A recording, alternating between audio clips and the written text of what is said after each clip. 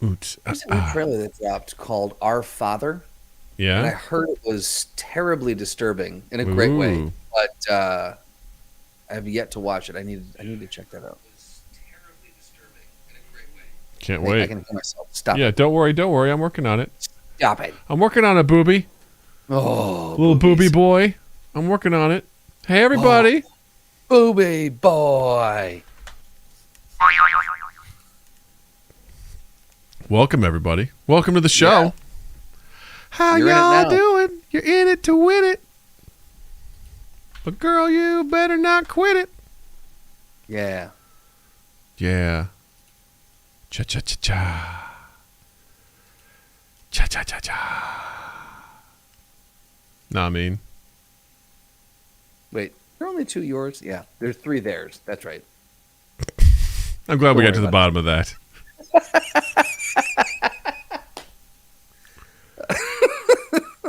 You just did both just to be, just to be safe. No, I just wanted to piss off anyone who read it. I feel like that would really bother Slotty. So There you go. I mean, that'd bother Yeah. me. So, congrats. Yeah. We're off to a great start. yay! Oh, I just see that now on Twitter. It says the chilling trailer for Netflix Our Father documentary has been released. Oh, wait, it's a documentary? I guess. Oh boy. And viewers are not okay. Uh-oh. It investigates Donald Klein, an ex-fertility doctor who fathered 50-plus children by illegally artificially inseminating his sperm into women. I think I've heard of this. I've heard. Yeah, I have too. I didn't realize they were doing something on this. Oof. How pissed would you be? Oh, my God, man. Well, it's just, you don't realize the effect. I mean, that's not like, haha, I spit in this person's burger, No.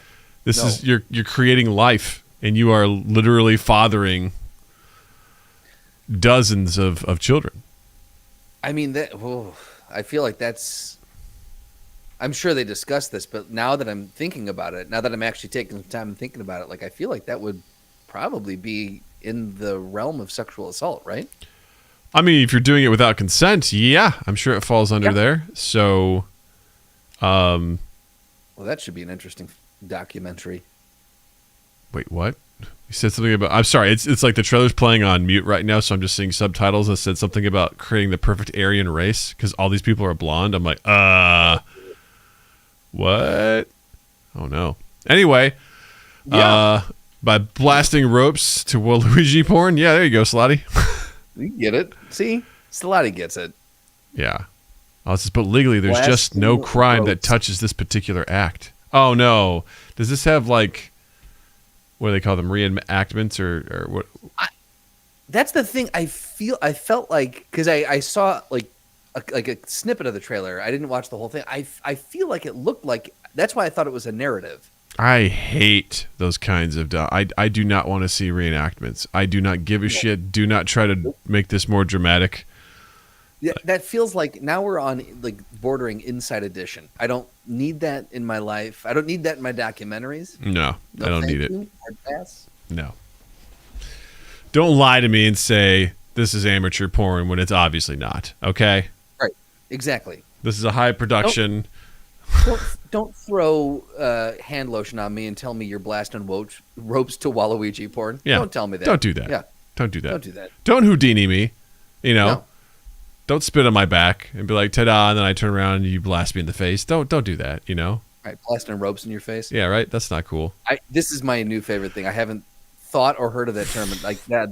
Yeah. All I can think of is the new person that just recently started listening to this podcast. It's the only thing I can think There of. you go. And just, we should probably start the Welcome show. to Mind Gap, talking about blasting ropes. Fortunately, this is going to be on the episode, but they can still find it. So anyway, let's get this show on the road, shall we?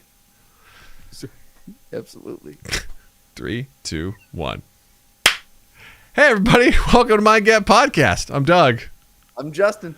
and we're glad you're here, all of you, each and every one, old, Each and every one of these. new. This is your first time here, or if you're new here, welcome. I'm so glad, so glad that you found us. We're just gonna be here, just blasting ropes. That's all we're doing here. Highbrow all day. It's funny because someone recently just told me that they found the podcast, and I was like, how? Apparently my daughter. It's so well hidden. Yeah. That's always my thing. It's not thank you. Oh, great. It's always like, how did you find it and why? Like, I'm so suspicious when people find it, because I forget that that's right. We put this out for anyone to listen to.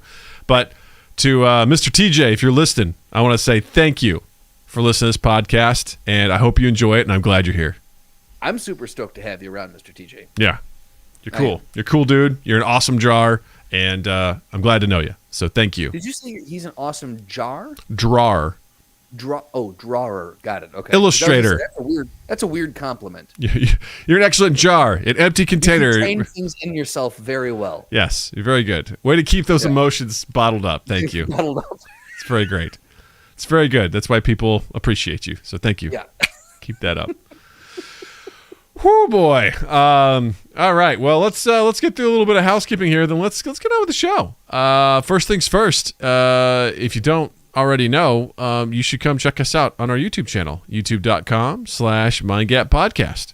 We live stream every Tuesday at 8 p.m. Central, and we live stream, that's for the podcast, and Saturdays we host a video game stream at 8 p.m. Central as well. Unfortunately, the big plans we had for last Saturday did not come through. We were going to do What the Dub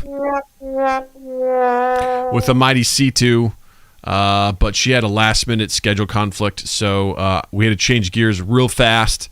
And I forget that Easter is a holiday, and that I guess a lot of people do stuff for Easter. It's a thing. I mean, it's a day. I wouldn't say it's as nothing to me as St. Patrick's Day. So it's more to you than St. Patrick's Day, but less to you than Halloween. Yeah, I think that's fair. I think that math adds up. But Where does Arbor Day fall in that? Probably around the same. It's probably below St. Patrick's Day, unfortunately. Arbor Day's below St. Patrick's Day? I don't even know when it is. Oh, man. So that's why I'm like, and with Easter, it just changes every year, and I just don't celebrate it. So it's to me when, this year was more of an Easter like relevancy because my neighbors invited me over for brunch, which was awesome. Ooh, you brunched. They said, come on over for brunch, and I made some new cookies, which were great. I made a chocolate chunk and homemade toffee cookies. It was fantastic. Delicious. Okay. And we had to go through the awkward thing. My neighbors are super cool. They're religious, but you wouldn't know it because they don't, throw it in your face. And I noticed they're very cool. And as we were getting food, I noticed that, like, people, they invited their families over and stuff like that. I noticed that people weren't eating. I'm like, oh, okay, so we got to do this thing. So I'm just sort of sitting there, and Natalie's just, I'm like, I'm not going to tell her to stop. I mean, why be like, no, don't eat. Why? I don't have time to explain this to you. But people are going to do a thing that, we don't practice. So just hang in there. She just started eating, and then all of a sudden they did a real quick prayer. Like, it was so fast. It almost seems like it's like the Micro Machines guy, which I really respected. And they said they did the whole side of the cross. And I went like that, just out of, I don't know why, I don't practice it, but I kind of went, yeah. Yeah. I was like, yeah. I was like, why did I do that? I don't practice this. And it was real quick. I start doing push-ups while they do it. Vogue, I don't know what to do. I'm gonna work out. That's always my favorite when I'm around, because my most sides of my family are still some sort of practicing either Catholic or Baptist or whatever. But I'm not, and we're not, and so it's always. I'm always waiting for the people who are super far to that side in my family to, when we do grace or when something happens and I don't participate in the sign of the cross, I'm constantly waiting to get called out on it. Mm-hmm. And thankfully it's never happened. Everyone just kind of goes about their day.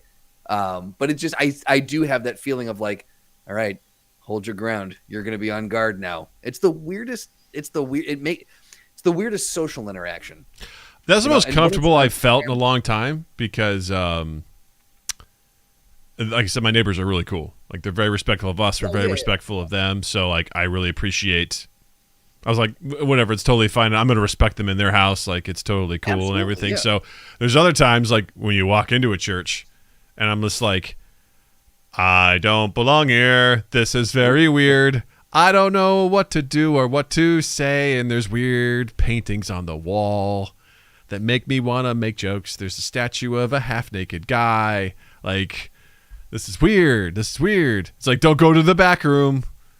Can't go back there. That's off limits. It's just, I don't know, man. Everything about it's weird. But anyway, all that to say, it didn't work out this weekend. Like, I had a great brunch, but Saturday night, a lot of people were out doing stuff for Easter. So, unfortunately, I had to cancel the stream. But we will have C2 back on. We're going to reschedule. We're going to have fun. I did dink around a little bit with Gary's Mod doing some prop hunter with a couple of folks, which was really cool. I watched a bit of that, and it was very entertaining. Yeah, so our goal is to hopefully gather enough Mind Gap folks to play a round of prop hunt this coming weekend. So That being said, getting back to it, back to business, if you want to be a part of something like that, join us on our Discord. Head to the link down in the description of this video on YouTube and click the join the Discord button right there. Join us.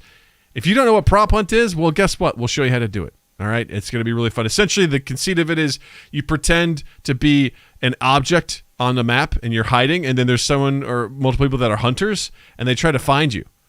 And you can move around, and you can change into different things. It's a real hoot. It's really fun, and it's silly, and it was really great. We had a lot of fun trying a bunch of different stuff, so it was really, really cool. I really enjoyed it, so looking forward to that. If you're looking to support this podcast, you can do it in a couple ways. Number one, check out our Patreon. Patreon.com/MindGapPodcast. Sign up for a tier. We'd appreciate anything you could contribute to the show.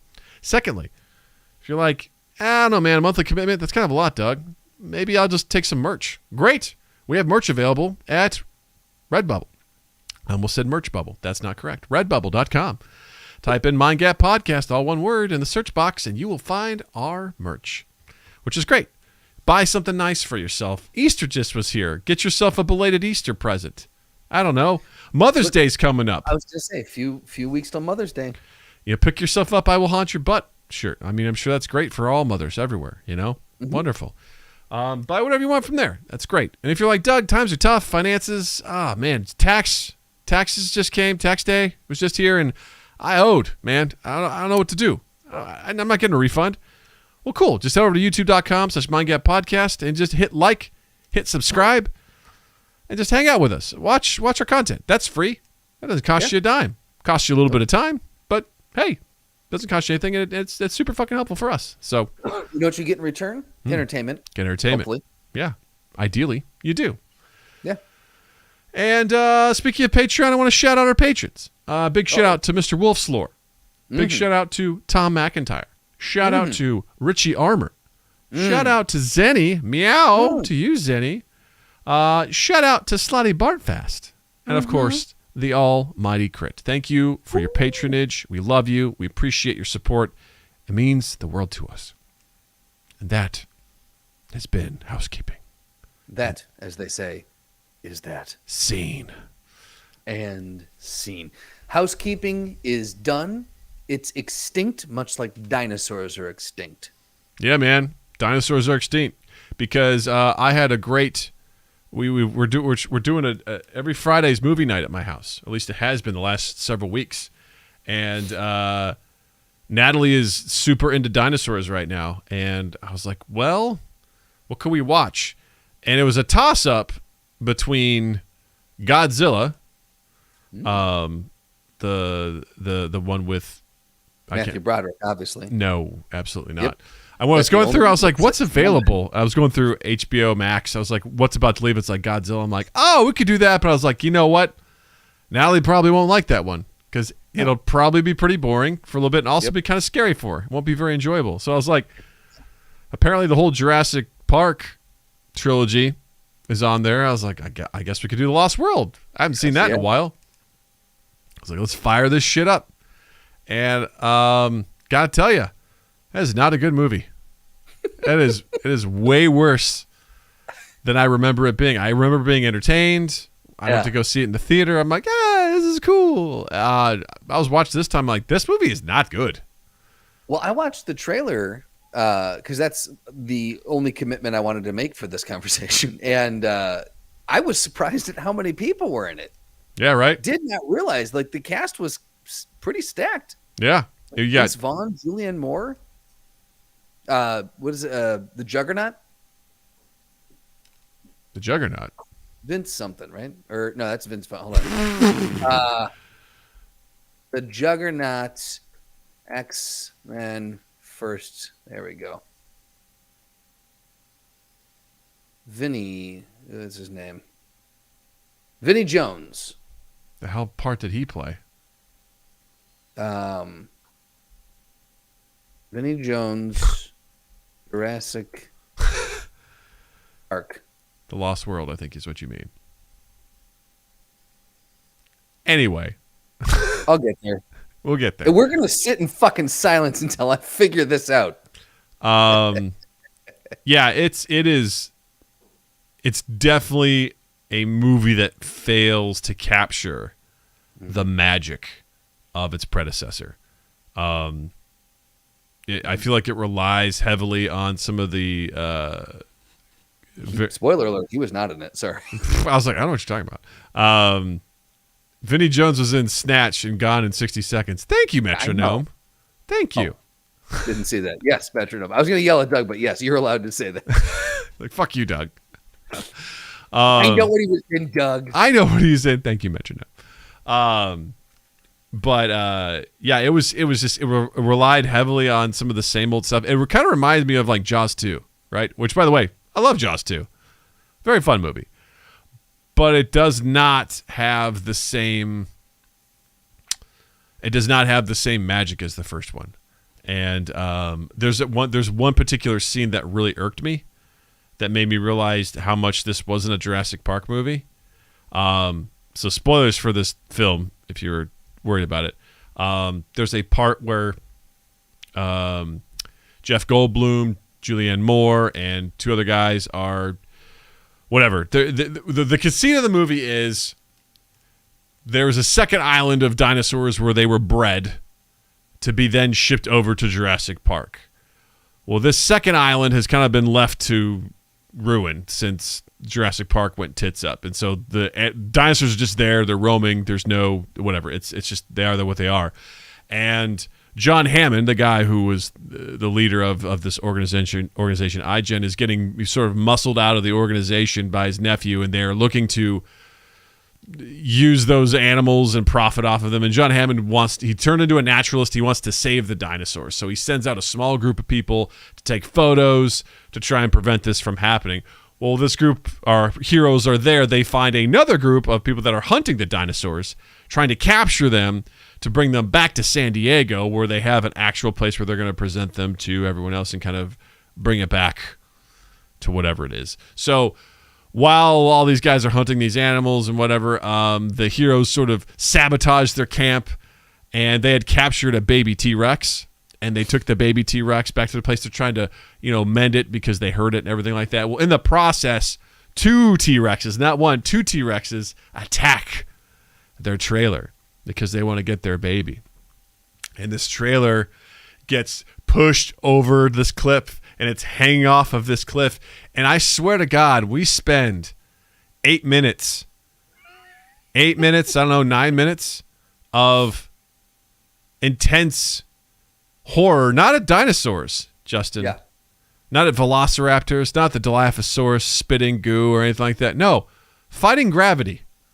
Gravity was the one thing that these poor people were fighting against, because it was two trailers connected, and one half of them is hanging over, and the window busts open, and they're like trying to climb their way back out, and there's a guy up there trying to hook up the Jeep and trying to pull him up, but then there's mud because it's raining, and then like this thing breaks, and then they're like, oh, they're falling down again, and then they're still trying to climb out, and he's trying to attach this thing, and he's trying to hit it in reverse, and then the T-Rexes show up again, they eat the guy, and then it's just like, I'm sitting there going, what? Why is this whole sequence is just about gravity?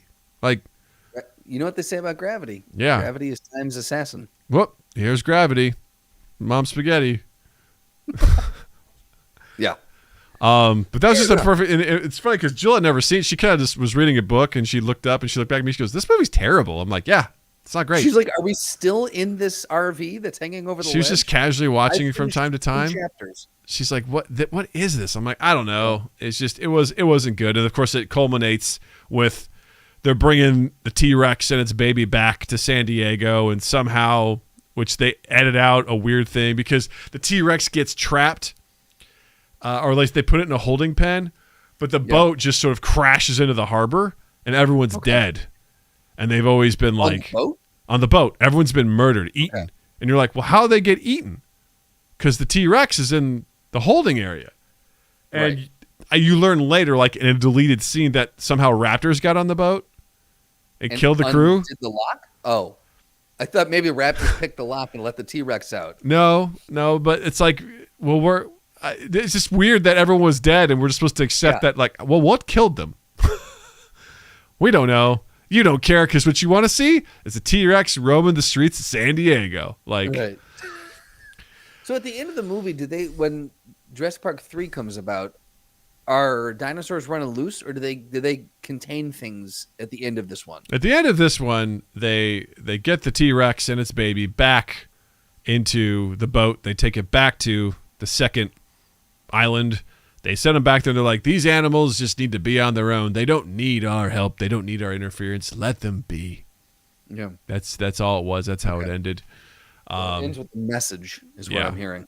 Natalie got really scared at certain points, and in one particular thing, which I feel really bad about because I realized as it was happening, I was amazed at how much I remembered these scenes. I was like, God damn it, why is this taking up real estate in my brain? God damn it. Right. But there's a part where the dinosaur, the T-Rex, it breaks loose and it goes to a pool at a house. It starts drinking water because it's thirsty because it's been heavily tranquilized or whatever. And there's a dog that's at a dog house that starts barking at the T-Rex. And this boy goes into his mom and dad room. And he goes, "There's a dinosaur in the backyard." And they're like, "Oh, again, this kid is blah, blah, blah, blah, blah." And like they go and they just see like this T-Rex like sit up, and it's got a dog chain connected to its mouth, connected to a dog house. It was just like this. And Natalie goes, "Oh, it ate the dog." And I was like, no, it didn't. She's like, "But..." How did you explain that away? Goes, "It was connected to the doghouse." And I go, but it's not real. I go, none of this is, remember, because when she gets scared, I always have to remind her, I go, none of this is real. And she goes, sometimes she goes, "It's not real, Natalie. It's not real." And she'll just kind of talk to herself. She kept telling herself this? Yeah. She's like, it was her mantra, huh? All right. It's not real. I go, honey, this isn't real. A dog didn't die. Like, it's totally fine. Right. I go, "Did you see the dog?" No, nobody saw the dog. It just had the chain in its mouth. It's like, it's fine. It's totally cool. And we got her through it. But she was like, a part of it was like, she understands the situation. Yeah. Zenny's like, fuck that movie. I hate that part so bad. So, yeah, it's unfortunate that the T-Rex eats the dog. Because also, T-Rex eats a lot of people. Like, listen, I understand wild animals are going to eat, but they couldn't be eating that much. I mean, that was a lot of meals that they had on people. Like in these movies, like these animals just eat nonstop. And I'm like, I don't think that's how that works. They would eat. They would probably capture something, eat them, and then they would be full, and then they would probably just go about their regular business. You know what I mean?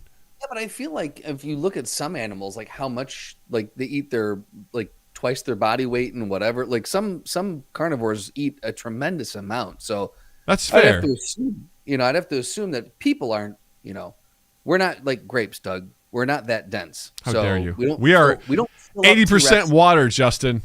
I understand that, Doug, but the T-Rex is just going to pee that right out. Well, I'm also like going back because there's a point where raptors attack like 20 guys, right? And there's like 3 or 4 raptors. They kill like all of them.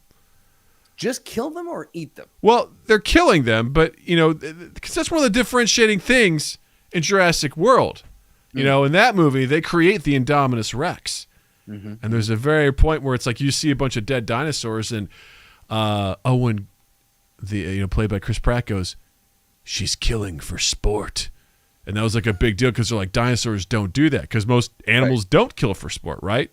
So I would lead me to believe that these velociraptors, they would probably kill. They're pack hunters, right? It'd be like lions. Like they'd kill something, right? And they would eat it. But they wouldn't be like, "And then get that guy, and then get that guy, and then get that guy," Unless they felt like they were cornered. Like maybe they were not cornered. They were not Maybe they cornered. felt threatened, and they were like, No. we need to neutralize this threat, which is humanity. No.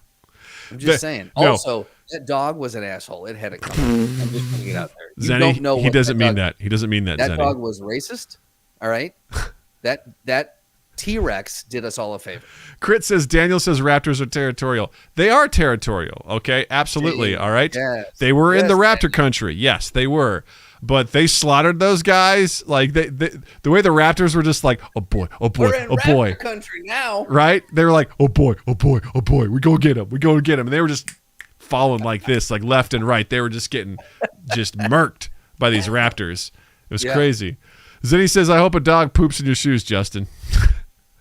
Look, I'm not going to sit here and defend a racist dog, Zenny. If you want to, that's on you.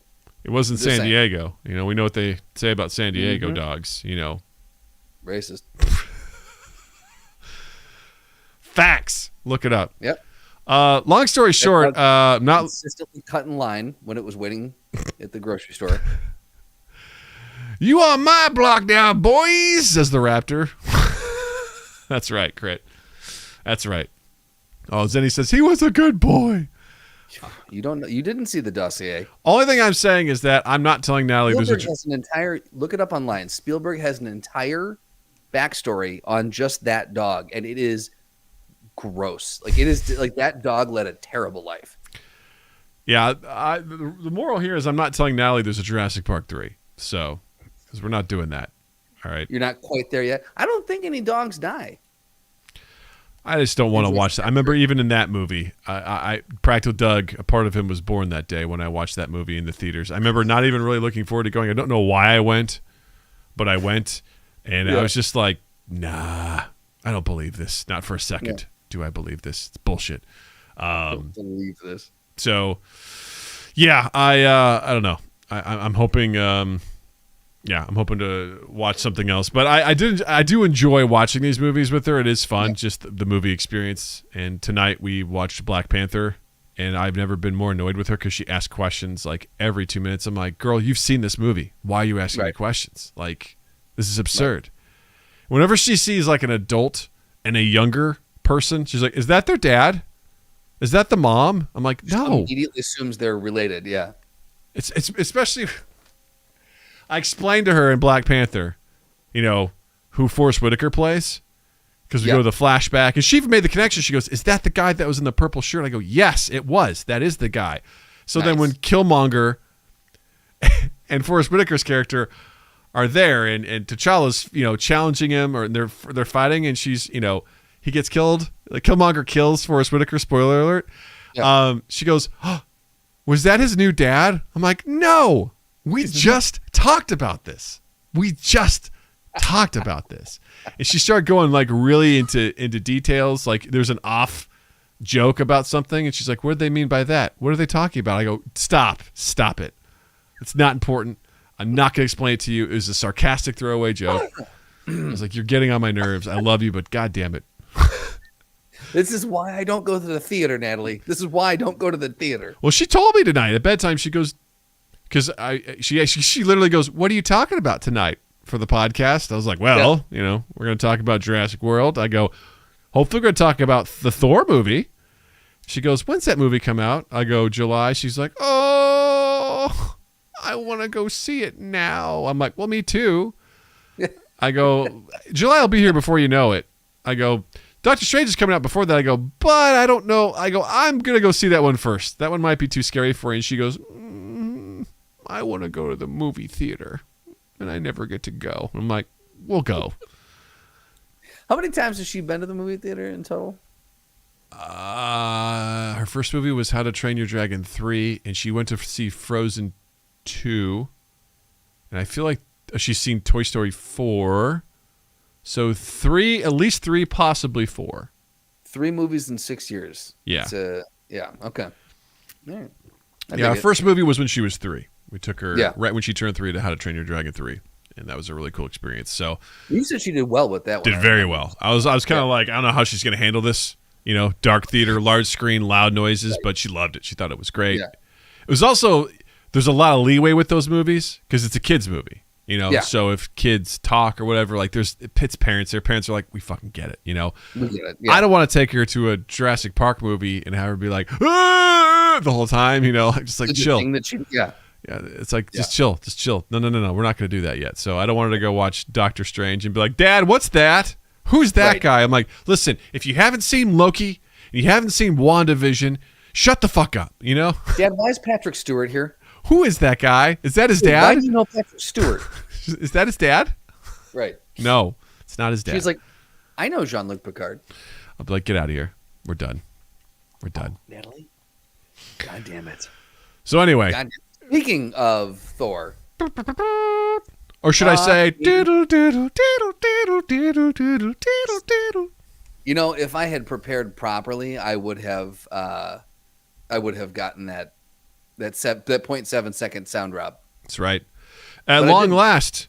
So deal with it. At long last, the Thor Love and Thunder teaser trailer has landed as of recording this was yesterday. And it was everything I hoped it would be. Yes. I mean, the internet almost tore itself asunder. Uh-oh. Do you still have me? Yeah, I've got you. Okay. Do you not have you? No, I do, but that my Is the heat getting hot on that computer of yours? It's look, the heat has leveled. It is what it is, but the computer is really starting to it's talking back to me now. All right. It's not happy. If you lose me, I shall return as quick as possible. You might have to close some tabs, Justin. Nope, won't do it. Won't do it. The internet almost tore itself completely apart waiting for this fucking trailer to come out. For days, because like I want to say 3, 4, 5 consecutive days, Thor: Love and Thunder was trending on Twitter, and every time I'd go check the hashtag, and people would be like, "Why is this trending if there's no fucking teaser?" Like people were so goddamn mad.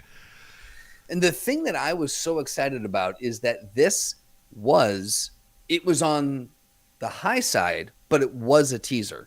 I don't feel like this was a full trailer. It was dangerously close. I think 1:30 is as long as you can go. That is pushing the boundary of a teaser, but that I would say still in teaser range. So I'm happy they didn't release a 3-minute teaser. Oh, for sure. I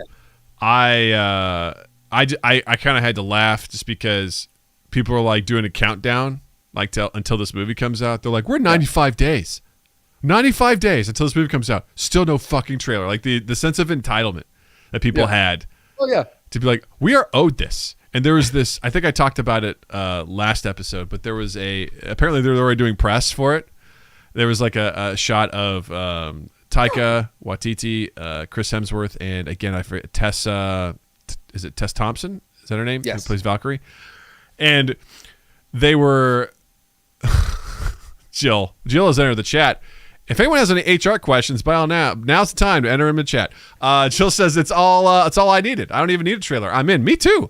I'm the same way. I was like, I'm gonna go see this movie. Like, I will bet you that Taika does everything in his power to not release anything else. Like, I'm sure he is lobbying hard to not have a full trailer get released. Yeah, I mean, it just seems like something he would do. It's so funny because there was this press photo of like Taika, like, what was it?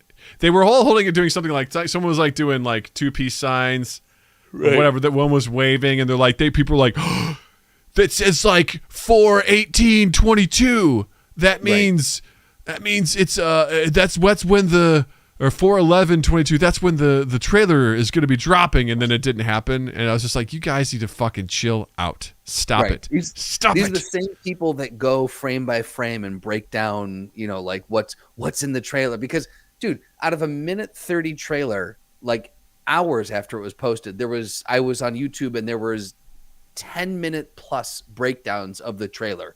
And I'm like, how are you making a fucking 10-minute breakdown out of a goddamn 1:30 trailer? I'll tell you, because 10 minutes apparently is what the algorithm loves these days. So that's what people try to do. You're right. Yes. But it's ridiculous. Oh, it's absurd. Again, like, this goes back to a pet peeve of mine, which is people who overanalyze everything. Like, I saw something the other day. I love, was it Comic Book Resources or what, CBR, whatever that comic book website is. I like it. I think it's great. But they had this quick like YouTube short where it's like, was Moon Knight referenced in Civil War? I'm like, were they? And it was such a reach. It was something about how they mentioned Cairo when there was the bombing, and they're like, a representative from Cairo, and they're like, we know that Moon Knight's associated with Cairo, so Jesus. I was like, Jesus Christ, you fucking nerds. No. And we don't say that lightly, because we are of the nerd, we are nerdkin, but fuck you. Just fuck you. That's one bad thing about everything being connected is this is like about as bad as flat earthers or QAnon, is people find connections in everything. It's like, just chill out. Absolutely. Like, take it easy. Absolutely. Just the reach on that sort of stuff. I was like, I don't even know if Moon Knight was, a twinkle in Feige's eye at that point. I don't know, maybe. I mean, I don't want to be too dismissive of it, but to have it be like, you know what we'll do? We'll reference him, Well, Civil War, think about how many years prior that, that would have been, if they had shit planned out that far. Did Disney even know it was doing Disney Plus at that time? Like, were they looking at series at that time? I feel like that's a big fucking stretch. I mean, I'm sure they were probably floating around different ideas for what could possibly be there. But I mean, or maybe it was also Winter Soldier, right? No, that's what it was. It was Winter Soldier, because when the guy was like listing off, he was describing the algorithm. He's like, he mentioned specifically Dr. Stephen Strange. He's like, oh, right. A TV journalist in Cairo, or he throws out something like that. It's like, was that Moon Knight? It's like, Jesus Christ, like right. So even less likely on the Winter Soldier. Yeah, it's just like, chill out, like, just calm down. But in general, I thought the trailer was fantastic. It had the DNA of Taika all over it. Like, that felt like a Taika Thor movie. It was irreverent. It was fun, super fucking colorful, lighthearted, very much unlike the second Thor movie. Like, you could not have had a more opposite, the antithesis of Thor 2. Would be this movie coming out. What's up? Wolf Lore goes, welcome to the Mind Gap Podcast, where we do a breakdown of Tuesday's episode at 38:21. Did Doug and Justin just give a hint to the next week's episode? Find out now. Fuck you, Welcome Wolf. to the Mind Gap Podcast. I love it. Where we do a deep dive into everything. Love you, Wolf. You beautiful bastard. I agree with you 100%, man. It was just all over. It was great. It was. It was so fantastic, because honestly, that was like a perfect teaser. Like, honestly, I don't need I didn't need a trailer. I didn't need a teaser. I definitely don't need to see anything else. People, of course, these entitled little bitch babies were like, but what about Christian Bale? Right. He's supposed to be playing the villain. We didn't even get to see. I'm like, listen here, you piece of shit. You get what you get, and you don't throw a fit. Even my 6-year-old daughter knows that. All right? You take it, you like it. Just enjoy it. I appreciated that there was barely a hint of conflict in it at all. Something about that was remarkable to me. It was literally about, I love the tagline of like, some gods don't have a plan, or not all gods have a plan. I was like, right, this is amazing. You have a nice. It was a traveler, almost like a road trip movie. It's literally just Thor he's gonna walk around and figure himself out. That's really what it feels like. Right, a part of me realized I should hate this, because he was such a hippie. He's like just sitting there being like, I need to figure myself out. But I loved it. I loved the quips with Star-Lord and Guardians of the Galaxy. Like, there's some great comedy in there.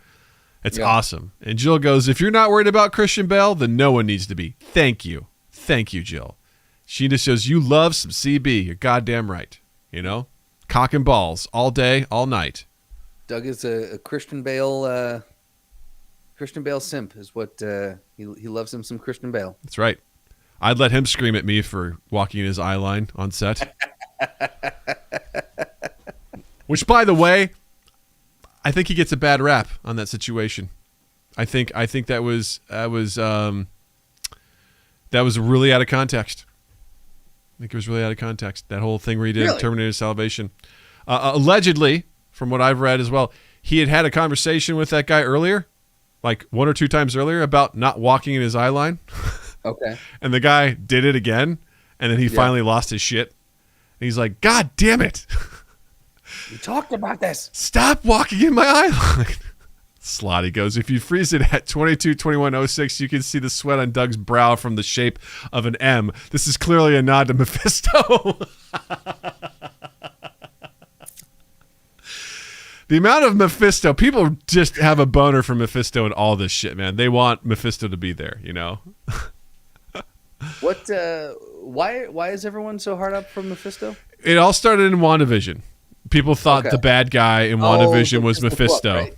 You know? Yeah. Like, oh, it's Mephisto. Yeah. Mephisto's behind it. It was in Loki. People thought it was Mephisto, so it became like an ongoing joke that Mephisto is behind everything. So, which is hilarious. Mephisto was my Thanos. Mephisto was my Thanos. But I thought it was great. I'm thoroughly looking forward to the movie. I don't think it needs another trailer. I don't either. I truly do, and this could just be me making up. You know, this is my own fan theory, fan fiction. I truly feel like Taika was like, we're gonna hold on. We're just gonna, like, maybe he somehow negotiated, a little bit of authority in what was released when with Marvel in his package deal, and he was like, we're gonna hold on. And the louder the internet screamed, the more he was like, another week, fuck you, you know. Well, you know, it worried me a little bit because it made me think there might be delays. There might be problems behind the scenes. There might, maybe something's not going well. But at the same time, I was also like, I don't know. I don't know. I was also like, could they also just be like, fuck you guys. You're going to come here. We know you're going to come here, right? I think that, I feel like that's Taika's style, where he's just, he pushes that off. I mean, I'll say this. Making an executive decision here, Doug. Mm-hmm. We're moving up a segment. Oh. Ooh. Got the questions, we got the answers. All you do is ask. Practical, practical, practical, practical, practical, practical, practical. Ask Practical Doug. Do not be alarmed. We're not that far into the show quite yet. But I just felt like, based off of a new Ask Practical Doug question that was submitted by one of our wonderful, lovely super fans, it felt like the right time to pull this out. So I'm all for it. If you've never been here before, Practical Doug is a tiny little Doug that lives inside Big Doug and helps guide Big Doug through all of life's chasms, if you will, quandaries, quagmires. You can ask Practical Doug live if you join us on Tuesdays when we live stream this. You can join the Discord. You can ask him there. On social media, #AskPracticalDoug. But you can ask Practical Doug anything that your heart desires. And this one comes all the way from the other side of the world. Our main man from Australia, Jared, asks, Doug, is Marvel a big enough powerhouse now that they could release a film without a trailer? Let people go to the cinemas that's the movie theaters, with no preconceived idea?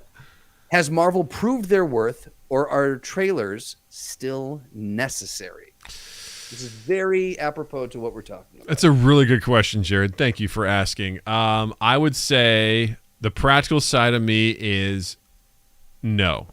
As successful as Marvel is, I don't think they can ignore that the marketing machine, the marketing monster, has to be fed. Because while Marvel has a huge brand and has a huge stamp on most things, they still have to remind people what's going on. Case in point, my wife. My wife had no idea this movie was coming out. And I really wish I actually would have filmed Natalie and her watching it, because as the Guns N' Roses came on, Natalie starts doing this dance that she does, where she's just sort of awkwardly moves her elbows and stuff. It's very cute. And then at the end, the big reveal of the trailer, spoiler alert for anyone who hasn't seen it, is Mjolnir is pieced together, it's cobbled together, and it comes into the hands of Jane Austen as she's wielding Mjolnir. And Thor's like, huh? Right. And Jill's like, who's that? Mighty Thor. And I was like, that's Jane Austen. She's like, what? I was like, yes. And then we had a huge argument about how it didn't look like Natalie Portman, that she thought it looked more like Kate Blanchett. And we... Answer me an honest question. When you said that's Jane Austen, did Jill think you were talking about the novelist? Did I say Jane Austen just now? I think you did. I probably did. Jane Foster's what I meant, not Jane Austen. Okay. I was like... I meant Jane Foster. Thank you for calling me out on that. I think if we go back to the tape, I'm sure I said Jane Austen. It just felt... I was like, maybe it isn't. I thought maybe I was wrong. So I'm just like, well, maybe Jill got like a super, like I got a book boner. Oh, my God. Jill goes, it doesn't look like Natalie Portman. It's not the arms. She beat me to it. It's the arms. You're distracted by her buff arms. I will say people do look different in masks, though. Like if you look that's what I said. Like, Robert Pattinson, anyone who's worn a Batman cowl, like it changes. It just you're not used to seeing someone's just chin jutting out. So yeah, right. And of course, she's probably been working out like a fiend trying to get in shape for this. In Thor shape, if you will. You know what? I'm willing to bet she used the center app. I'm sure she probably Chris did. Hemsworth, like, I got some people that can hook you up on this. I'm going to comp you 1 year, but then you've got to pay like. But after that, you got to, right. We got you covered. All right. Right. Look, I'm a business person. I'm trying to make money here. I'm a businessman. Doing business as a businessman. Yeah. Yeah. Jill doesn't read Jane Austen either. Interesting. Good for you. She agrees with you. That what? That when you wear a helmet, people look different? Yeah. That's what I said. She's like, it doesn't look like Natalie Portman. I'm like, yeah, because she's wearing a helmet. Right. Like case in point, when John Cena puts on the Peacemaker helmet, right? Totally he looks different. like Michael Cera. Yeah. Right? Completely different. He shorter, thinner. It's very weird. Just like, Clark Kent expertly takes off his glasses. He turns into someone else, I'm Cool Doug. I know. Now I'm Practical Doug. Two different people, Right. Ta-da! I don't need you mansplaining. This comes from the dude who didn't realize I haven't been wearing my original wedding ring. You're married? Doug, are you married? I don't want to talk about it. Oh, okay. I don't want to talk about it. I lost my wedding ring, everybody. I lost my wedding ring because I'm a fucking idiot, all right? Fucking idiot. And I'm really upset at myself because, actually, when you're trying, when your dream is to be the worst spouse of the year, you gotta go above and beyond. And, the start to that is losing the symbol of your relationship to the person you love. Right. Because when you work out, it hurts when you wear it. When you're too busy pumping that iron, it digs into the palm of your hand and you decide to put it in your pocket, and then you get home and you think everything's cool, and then it's not in your pocket and you don't know where it is. So,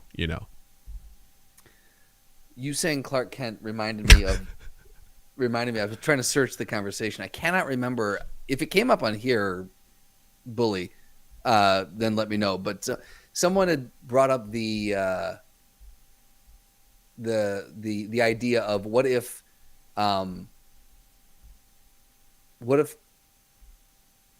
screw it, we'll come back to it. I can't put it together as well as it needs to be put together because it's a really cool thing. Fuck it. So Doug, trailers, you say Marvel cannot get away from them. They need to feed the marketing machine. I think they do. For what it's worth, Doctor Strange has been pumping out just a ton of extra trailers recently. It's like, guys, just stop. Quit it. You don't need to do that. Right. I would love to see them do that. I would love to see them do just teasers like this. That's it. Yeah. But at the end of the day, again, people like you and me, Justin, most of the people that listen to this podcast, we're in the know. We know what's happening, but there's people out there that have no idea that Thor: Love and Thunder is coming out, and they have no idea what it's about. Absolutely. So for what it's worth, again, when Haig went and saw Infinity War, he didn't realize that Endgame was coming out. He walked out of Infinity War. He's like, "That's it." And so people do, and in fairness, Haig is pretty plugged in. He does keep himself up on stuff. So even people need it. People absolutely do need it. Now, I think Marvel has gotten to a point where they can do something like this, where they could delay the release of it, because in doing that, it got it trending. It might have been a low key, super, super good marketing tactic. I mean, people were clamoring for this movie and have been for some time, so it doesn't need the marketing push. But you're right. I mean, people have been, that was trending, and there was nothing they even put out. I mean, that has got to be a PR/marketing wet dream, right? That's got to be. Absolutely. People are talking about this without us even talking about it. Like, we're not responding. We're not doing anything. People, of course, are blaming Kevin Feige for everything. They're like, that son of a bitch. The people are making memes. They're like, this is exactly what we want. We want people to want us. That fucking asshole. I love it. Yeah. I love it. So, yeah, I mean, so the practical Doug answer to that is it is needed, unfortunately.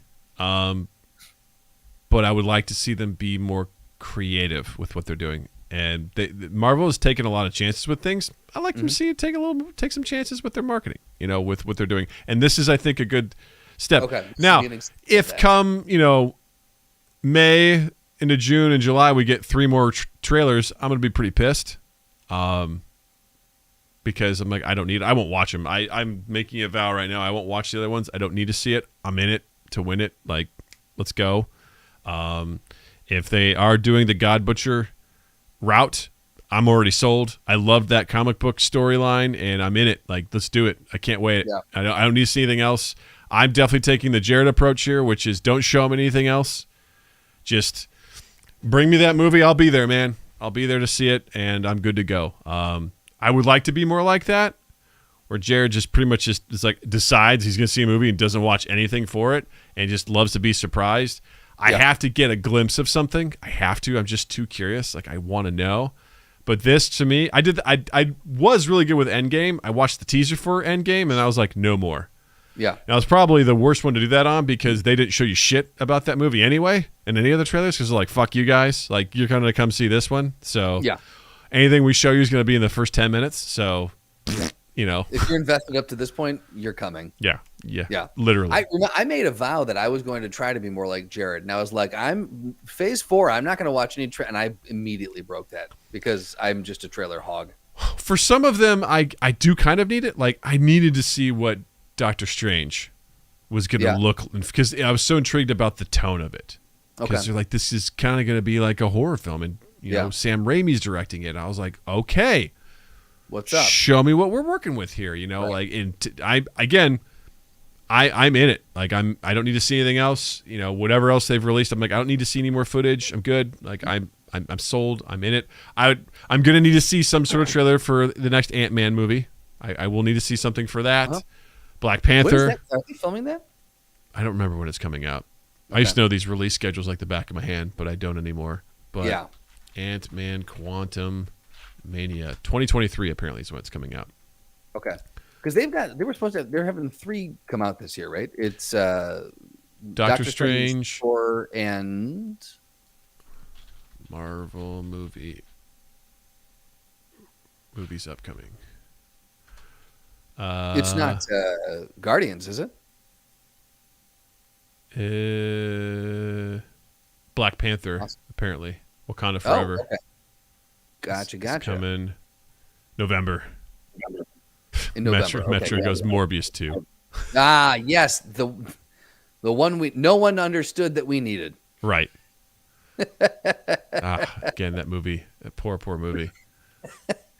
What do we got? Let's see. Yeah, Miss Marvel's coming out in June. And then July, Thor comes out. Black Panther is in November. Then The Marvels, February 17th. Guardians 3 in May. Ant-Man in July of next year. Okay. Yes. Interesting. Interesting. A movie called The Marvels? I think it's a streaming series. Yeah, I think you're right. Yeah. Because Miss Marvel is going to be a streaming series too. I'm actually interested in that one. I'm very interesting. And that's dealing with Carol Danvers and Kamala Khan, which is Miss Marvel. Wait, The Marvels is? Yeah. Like putting them together? That's interesting. Cool. That'll be cool. That's very cool, yeah. I like that a Jill lot. goes, I don't have to know about trailers because Doug has that covered. I remind him about his family members' birthdays. That's what's good. This is how a healthy relationship works. Exactly. You guys help each other. We help each other in the best ways possible. So, and speaking of Guardians of the Galaxy, Disney is releasing a new Guardians of the Galaxy roller coaster. Oh, interesting. But God damn it, it's coming out like a month after we're going to be there. So, fuck, we're just going to miss it. Which, by the way, announcement, forgot to do this up top. There will be no podcast next week. So, because I'm going on vacation. I'm going to Disney World, y'all. Boop, boop, boop, boop, boop, boop, boop, boop. So, are they doing the Guardians? Are they retrofitting the Tower of Terror? Because that's what they did on the West Coast. brand new one in Epcot, apparently. Okay. Yeah. God, that's so weird. Isn't that weird? I know. It's such a weird place to put that. I think Epcot's getting one of the biggest overhauls for just in general. Yeah. Like they're adding stuff to it. The like crazy. Ratatouille ride was I can't almost wait. done the last time I was down there, and I was like, this would be cool. This would be a cool ride to see. We watched. We've been watching videos with Natalie to get her prepared, like to see what rides are there, and we saw that we didn't even know it was a ride. We're like, what the fuck is this? And it looks amazing. It looks absolutely amazing. So we're gonna be pumped to see that. So, but I like it. Well, if I'm not betraying you, I'm sorry, my friend. You'll be okay. I promise. I promise you. I promise you. Make it through together. Jill goes, if they change Tower of Terror, I will boycott. I will riot. It's got to happen eventually. I'm just saying. They've got to. They will. It's got to happen eventually. It does. Although the last time we were down there, it was like a 2.5 hour wait for that fucking ride. So For Tower of Terror? yeah, man, I don't understand it. Like, I don't understand what rides have the long waits. Like, I understand things like that are popular, even though the rides suck. Like the Snow White and the Seven Dwarfs Mine Train ride. That ride sucks. Oh, another one. That one was one of the biggest letdowns. We actually waited an hour to ride on it, and I was like, "What the fuck are we doing? This is a shit ride. I don't know why this is such a big deal." And I guess some of them are just classics. And people want to go, but like when Small World has a long line, I'm like, "What are y'all doing?" Like, Right. We used to ride that to be like, "Hey, you want to rest your feet for a little bit? Let's ride this ride." We need to get out of the sun, and we're gonna rest our feet. Yeah. Yeah. Metro says in Paris, it's a Small World ride has the longest queue just for torture. Yeah, some of the rides just have they're brand new. Like I imagine the Star Wars shit's gonna be long lines. I don't mind the Avatar stuff. Eat a dick. Rough to get through, man. Yeah. To book rather. Yeah. It's that's. Are you gonna try for that? Or I'm gonna try. I mean, I need to go through and put a battle plan together as far as We'll talk because we got in, but it was the second round of reservations. But, yeah, it'll be. I don't know. It'll be tough for some of that stuff. But also, I just realized today, I measured how tall Natalie was. She can ride every single ride except for Rock and Roller Coaster, which is A-okay with me because I can't really ride that anymore and not feel sick, which makes me feel really old. Dude, I'm telling you, the motion sickness, it's a real thing. When I was younger, I never understood when my mom would be like, "I'm getting motion sick." I'm like, "What are you talking about?" Yeah. I'll spin in circles for a fucking hour, and then we're like. But as I'm getting older, I'll be scrolling through my phone, just the doom scrolling on Instagram, and about after 15, 20 minutes of that, I legitimately feel nauseous. I'm like, oh, I gotta stop moving things in front of my eyes. You want to know? You want to know what's really bad? Hop on a swing set at a playground. Yeah. And go swinging. Really, dude, that fucked me up. I hadn't been on a swing in forever, and like we took Natalie to a playground. I got on it, and I was like, oh. I looked at Jill. I was like, "Are you feeling this?" She goes, "Yeah." I'm like, "Why does this feel awful?" Like just. I'm like, how long were you on the thing before you started to feel... I was like going, it was just like the quick back and forth. I was like, oh, I'm okay now. Like I'm prepared for it, but I hadn't done it so long. I was like, oh God, this is making me sick to my stomach. I'm like, God damn it. I don't want this. But I checked it. Natalie's 45.5 inches. Like most of those are 44 inches. And so I'm like, you can ride Space Mountain. You can do Expedition Everest. Right. She goes, I told her today, she goes, what's the one with the Yeti? I go, you want to ride Expedition Everest? She goes, yeah. I go, okay. I was like, So listen. you guys are going to go to Animal Kingdom? We're going to all of them, man. We're hitting all the parks. Oh, okay. I know you don't like the film. Have you been on the Pangea ride? No. The Avatar ride? No. I would strongly recommend doing that. I have never seen the film and won't out of principle because you hate it so much. Oh, that's the nicest thing you've ever said to me. Dude. I trash that movie at every possible opportunity. And then Haig, usually it's around Haig, and he'll go, have you seen it yet? I go, no. And he goes, then you can't have an opinion. And I go, I can because Doug hates it. That's why saying. we're together. That's why we're together. Man. Yeah. That's why my ring magically disappeared. That right there. So did mine. No, I understand that movie, but that ride is really fucking cool. So if you guys get a chance to go in there, now the line on it was sinfully long, but it was definitely a very, very fun ride because you basically get on whatever those flying animals are. You get in one of those things and you can feel it like breathing between your legs, and it's a VR. It's cool. So wait, I'm sorry. You said you feel it breathing between your legs? Oh yeah, they've got like air pouches on the side, so it feels like the lungs are inflating. So it feels like you're sitting on the back of this thing as it's flying around. That's wild. It is. It's very, very wild. Wow. So. That's part of the problem is that was such a weird addition to the park because one, they added it so much later than the movie. Right. Like it came out right just so many years later. It's like, wait, why? Much Why? like the sequels, no one was clamoring for it. Exactly. It's like, wait, why? And that area of the park is super cool. But I think Jill and I got a fast pass for the Navi River ride. Okay. And we took the fast pass. I mean, it was an hour and 20 minutes. It was like, no, it was 120 minutes is what it was. We got on the fastest. We rode it. And I was like, you've got to be fucking shitting me. If I waited 2 hours to get on this piece of shit, I would be fucking livid. What was the river? Like, were you on the water? It's just like a boat. It was like Pirates of the Caribbean. You're on a boat. And it's just the flora and fauna and creatures of the world. I was like, that was a terrible ride. Because again, what I'm weighing here is I'm like, how long to get on here, and is it worth the experience? Right. Like, I'm willing to wait 60 minutes for Tower of Terror. That's totally worth it to me. The exhilaration, the fun that you get from that, totally worth it. Some of the classics, Haunted Mansion, I'll do 40 minutes. I'm all right. I'll do that. You can start getting to 50 and 60. I'm like, nah, I'm good. Like, the ride's not worth it that much. Although, with Natalie, I'll probably make some exceptions because I really want to experience everything with her. I'm going to say you're going to be standing in some lines this time around. Sure. Unless you throw down money, because now Bob Chapek is making you do that. Fuck him. Yeah, I might. We'll see. But because there's just so many rides, and I've shown her things like she's excited about Big Thunder Mountain. I told her about Space Mountain. She's excited about that. Like she desperately wants to ride the dinosaur ride at Animal Kingdom. She's going to lose her fucking mind. I know. She is at the pretty much the perfect age. Yeah.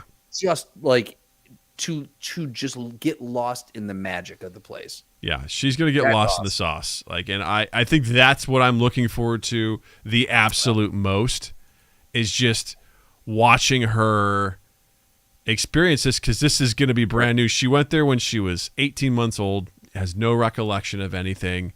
Sure, and this now with her imagination and everything that she's seen, like this is going to be such a cool experience. And I told her, I go, listen, I'm going to challenge you to be brave because some of this stuff, I go, listen, you've ridden a roller coaster before, but that was at a carnival. All right.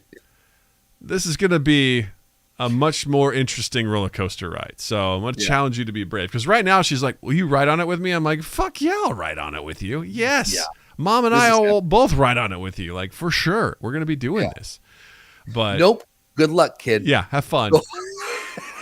But I was like, I'm going to challenge you. I go, this stuff is going to be, I go, first of all, it's all fake. So let's start there. None of it's real. They all are based on a story.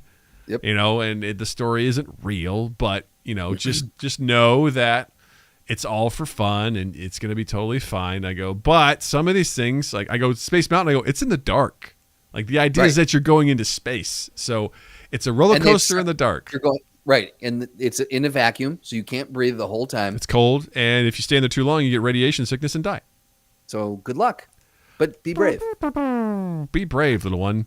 Be brave, little one. Yeah. So there's so much stuff. I'm just excited for her to see. I wanted to go see the fireworks at Magic Kingdom, just man. all sorts of stuff like that. Like I'm super just pumped every day. I think is just going to be so much fun. Like I told her about the Living Seas. We're going to go eat at the Coral Reef restaurant there. So while we're eating dinner, she can look at the shit floating around in the in the aquarium and whatnot. Like I just telling her stuff. She's like, whoa, like blowing her mind. I'm like, I can't wait. I can't wait. It's gonna be so much fun. And I think if I'm not mistaken, I think they've got the characters characters are open to back up to hugging now. Oh, well, that's good. She can go and get a hug from Mickey or Minnie. I'm wondering how into that she's going to be. I think she's going to, my prediction, she's going to be weirded out by it. Like she'll be like, oh, that's cool. I'll be like, characters? I'm like, do you want to go say hi? She'll probably be like, Like that's my guess. That's 6-foot fucking rat. I don't want to go up to that.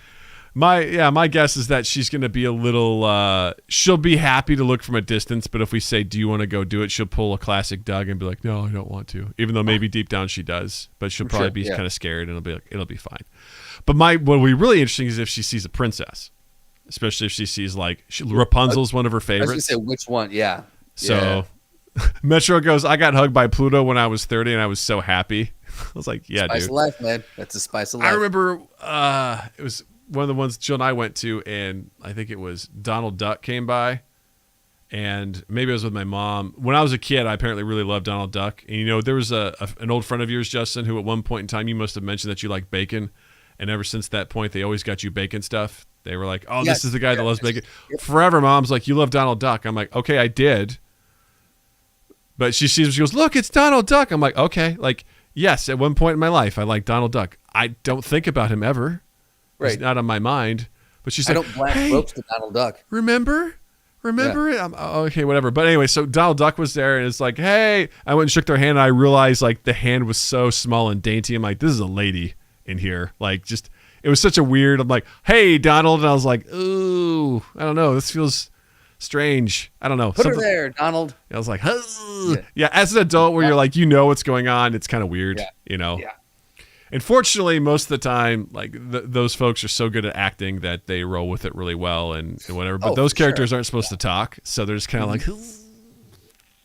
that was fun. Yeah. Oh, my Jill goes Dono, because apparently I couldn't say Donald, so I'd say Dono. My mom always tells a story. She's like, you used to say Dono. I'm like, yeah. Yep, that's Dono. Because I guarantee you, I'm also making this prediction. When I go there, she'll be like, did you get to see Dono? I'll be like, I don't know. Sure. Right. We're recording that right now. Someone timestamp it, and then we need to come back and we need to see if it actually happened. Jill goes, no one shakes their hand, though. That's where you went wrong. I mean, they put their hand out, so I put my hand out. I reciprocated.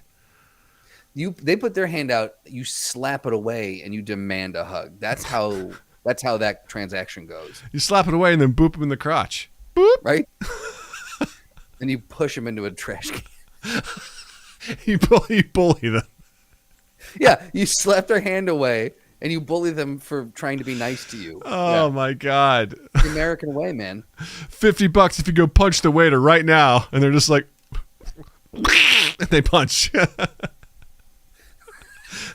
You're paying off the character to go do shit. I turn into my own personal fight club. Hey, Donald, I heard Jeannie was talking shit about you. They're like Jeannie the bartender. They just go and they punch an actual person.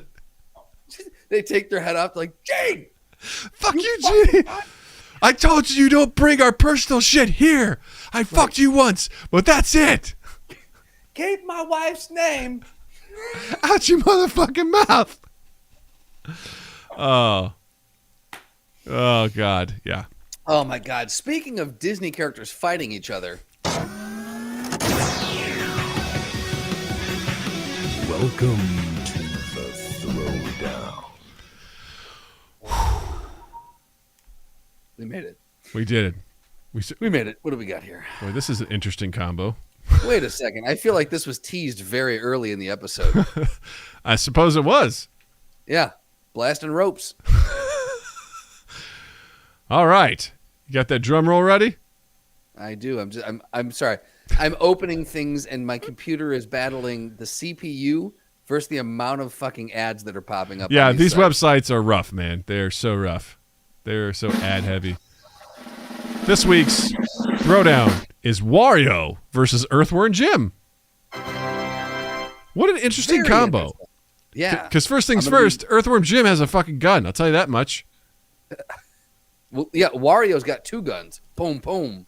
Yeah, but Look at I those. mean- He's got those like chubby little Italian, like I can lift a car arms. yeah, I love Italians. I Just love saying. them. I love Italians. Don't keep your mail to yourselves. Well, I'll do Earthworm Jim because I used to play that game all the time when I was a kid. So yeah, I'm all over you that. were cool on EWJ over here. Okay. He's got the same catchphrase as me. Groovy. So he's All right. 3A. All right, so Wario. Here we go. Does Wario have a power up if Earthworm Jim gets his suit? Good question, Metro. Let's read through this and we'll decide as we go into it. So Wario, low stats over here. He's a 7C. Interesting. So, that's rough, Wario. That's rough. Okay. Plagued with diabetes due to his diet. He's got, excuse me, superhuman physical characteristics, underwater breathing, self-sustenance, fourth wall awareness, vehicular mastery, acrobatics. I don't know about that. Can create explosions by farting. I'm back into him. And we're back. Yep, and you have me again. I feel like I know soundboard's going to be used heavy in this throwdown. Can create quakes with a ground punch. Can create great shock waves simply by punching the ground. He can sometimes hurt ghosts. Possible genius level intellect. He can clone himself. See, these things say type 2, type 1, type 3. Again, I don't know if this is diabetes. Yeah. Or if this is, because they've got 3 different, they've got Wario, Wario, and Wario Man. So, We're just doing Wario. right, but like, they don't differentiate between the 3. Like anywhere where you see a pipe, like lifting strength, at least class 10, and then you see a pipe and it says class G. So I'm trying to figure out which one of these powers and abilities are his base level. Let's just say all of them. Yeah. Hypnosis, mind control, electricity manipulation, energy projection. He's just got a ton of stuff. Telekinesis, power absorption, resistance to diseases, cosmic radiations, black holes, attack potency. It's town level. Speed. He's massively hypersonic. Lifting strength. He's capable of lifting and throwing Dino Mighty, who is larger than an adult elephant. Striking class is town class. Durability is town level. He took hits from Shake King, whatever that means. Stamina, very high. He's got standard melee range. His equipment, several power-ups. So he's got Disguise Rod, Balloon Suit, Garlic, pots that give him hats with different powers, Power Flower, and Wario Bike. And then he is a genius, as we've said here. Weakness, he's extremely greedy, and he sometimes lets his nature overtake him, causing him to go out of control occasionally, even going so far as to double-cross his friends. Wario Man's strength and speed normally changes every time he transforms, and he can be weaker than his normal self to a point where he's unable to break a toaster with his bare hands. A very interesting example to give there. Because of his hot-headed and clumsy personality, Wario doesn't consistently use his intelligence to the fullest, as he's been easily tricked and hardly ever uses strategy. So interesting. He is a genius, but he's often outsmarted. That's good to know. Talk about EWJ over here. Well, Earthworm Jim, this might seem a bit lopsided in my opinion. Okay. So I actually just finally looked up the tiering system. like what these thank letters God. mean. Yeah. Earthworm Jim is a 3A, which means he's a universe level, which means characters who can destroy all celestial bodies within a volume of at least equivalent to the observable universe via an omnidirectional explosion, alternately create or significantly affect a universe of comparable size, which does not involve the destruction and or creation of space-time. So eventually, he's a universe level character. Whereas... So we got this wrong. Like, we've been thinking like 9A is high. 9A is low. 3, is it the This lower is the like, number? yeah, the lower the number, the more powerful. I've been thinking about it the wrong way. Okay. And so a 7C is what we consider a town level. Characters who can destroy a town or those who can easily harm characters with town level durability. Interesting. So that by itself, Earthworm Jim is incredibly more powerful. He has Toon Force, so that by itself is incredibly overpowered. Now, all of this is contingent on the fact that he stays in his suit. His suit is what powers him to do all these things. Okay. His attack potency is universe level. So, recreated the universe by producing a Big Bang along with Psy-Crow. Can damage enemies who should have comparable durability. Lightly hurt Rosebud, who can destroy universes with his laser gun. So, Sly says, I mean, Wario has a 3C tier capability. Yeah, but we're not. We're doing not. That's Wario Man, or WarioWare Wario. Right. Striking strength, universal durability, universal level. Stamina very high. Range is universal. He's got a bunch of equipment. His intelligence. He has 4 sentient brains and a PhD in aquatic animal communication, but otherwise his intelligence is low. I mean, I feel like to make this. We've got to do not just straight Wario. We've got to do like one of the 3C ones to make them on par with each other. Yeah. Otherwise, Earthworm Jim trounces Wario. Yeah, because otherwise he's got galactic striking strength and stuff like that. So Wario in the 3C tier is galactic strength, striking level. He's class G lifting strength. Speed is massively fuck-ton light. I don't know. FTL plus. Faster than light. Whatever. Galaxy level. None of this means anything.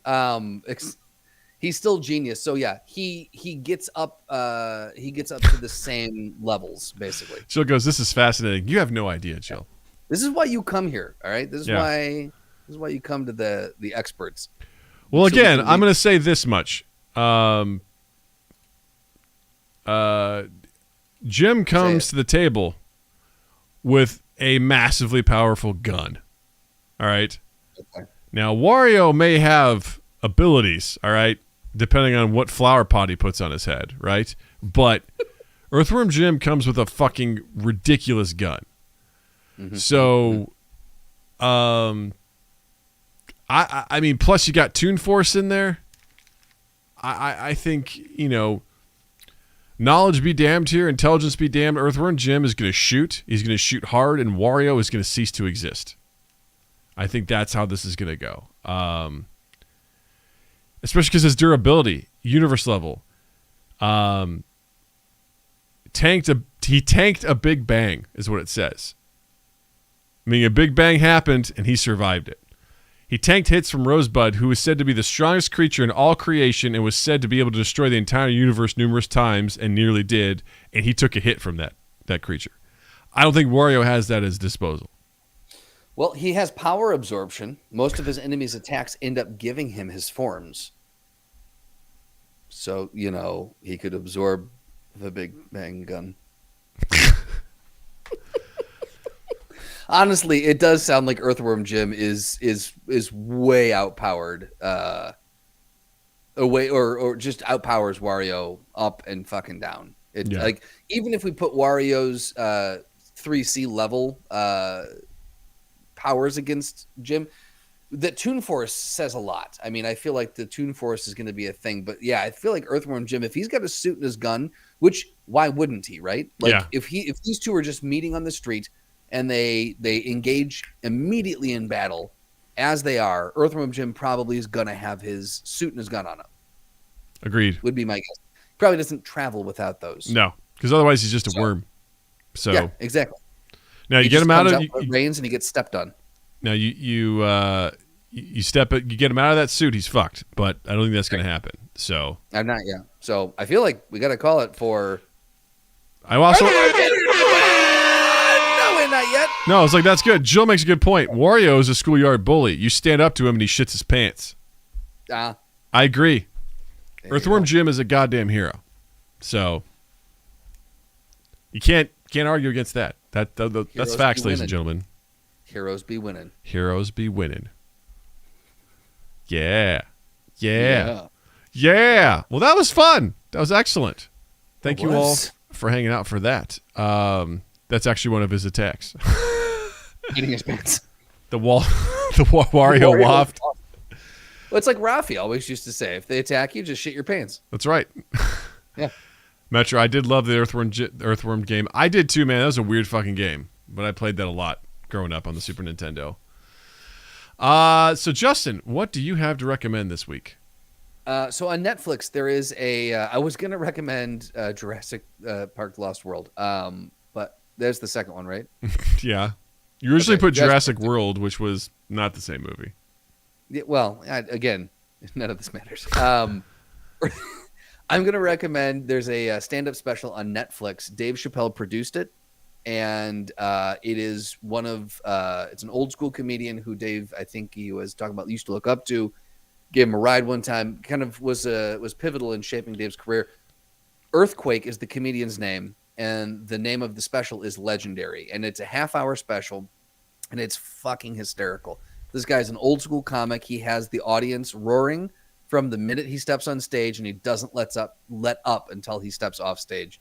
And it's just, it's wonderful. It is very, very fucking funny. So I would strongly recommend checking out Earthquake Legendary on Netflix. I heard Tom Segura speaking very highly. Like Earthquake is a very revered comic in that world, and he said when Tom was doing shows, Earthquake was backstage, and he said me and my opener, we went back and kissed the ring. Like we paid due to that guy. Just tell this guy has been around he's been around for like 30 years doing comedy. The thing that's unfortunate is that as revered as he is in the comedy circles, I had never heard of him before. So I feel like this is Chappelle's way of trying to be like, hey, world, this is someone you should know. He may not have ever hit the level of where I am or where, when I say hit that level of notoriety or name recognition of what Chappelle has or what Tom Segura or anyone else that's out there right now. But this is a guy that we grew up idolizing, and so you need to know this person. I feel like this is his way of doing that, and it was such a funny stand-up set. That's on my list. I watched it twice, 3 times. I watched it, then the next day I was like, Beth, you got to watch this with me. And then Beth's dad came up, and we showed it to him. And so every time I've laughed, and every time I've showed it to someone, they've ended up laughing the entire time through. So definitely watch it. Tell me what do you got? I'm gonna fucking do it. I randomly, I've actually been listening to Spotify for like the first time in my life, and nice. I've been digging up some old bands that I used to really, really love, and I was trying to think. I was listening to this band Rufio, which is used to be one of my favorites, and I was like, I went to a show at Gabe's Oasis in Iowa City, and there was Rufio, and there was another band there, and I was like, God damn it, what was their name? And it literally popped in my head last night.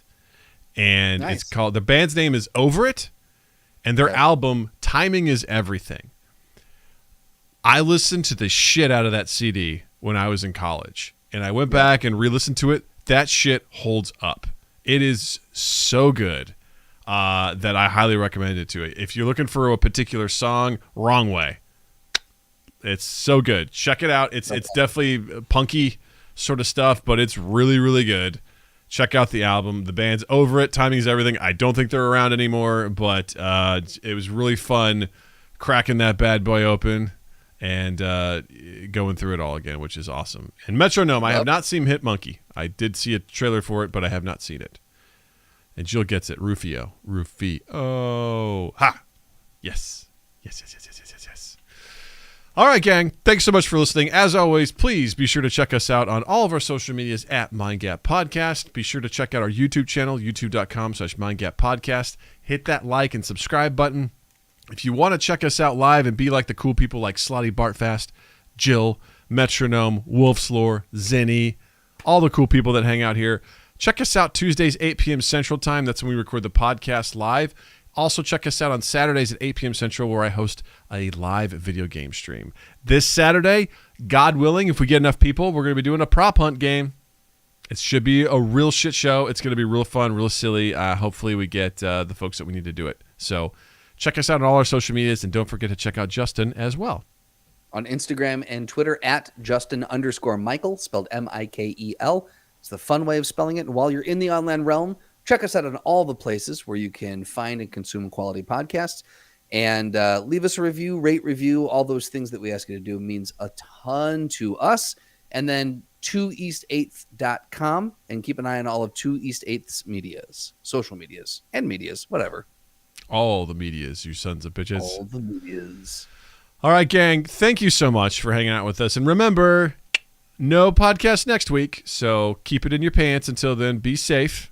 If you have any questions, need asked, answered, check us out on our social medias. We'll get back to you, all right? It'll be cool. So we'll see you in a couple of weeks. Go find Jill on social media and ask her all your questions. Yeah, especially if it's HR related. Yes. That'll be good. Absolutely. But she's legally obligated to answer all of those. I think that's HR code. But until next time, Justin, thank you. Douglas, thank you. Chat, thank you. Listeners, thank you. And you all have a dandy fucking week. Dun-dun. Jill just says, nope. Hard pass. Hard pass. If you all knew what Jill had to deal with every single day in her job, you would also understand why she says nope. Although from a consultant, if you pay the standard consulting fee of $3,000, I think Jill would probably be able to answer your questions for you. Absolutely, yes. Yeah, without sure. a shadow of a doubt. Yeah. Because I'll say this, all sincerity, Jill is a badass HR expert. And when I hear her laying out the HR stuff, it's probably some of the best dirty talk you've ever heard. Just, laying down the law about what's what and what people should do. She does take Venmo, so there you go. Ta-dow. Ta-dow. Yeah, so thank you all for hanging out with us. This is really great. Like I said, I am really hoping to get some folks together for the stream this Saturday, and then really looking forward to my vacation. So I'll keep you all posted. You'll hear all about it when I get back. I'll tell you all my thoughts, all my opinions. I'm sure there'll be plenty of cocksuckers that get on my nerves while we're there, but we'll keep you posted. So, but until next time, y'all, thanks for hanging out with us. You're beautiful, and we'll see you. Ta-ta.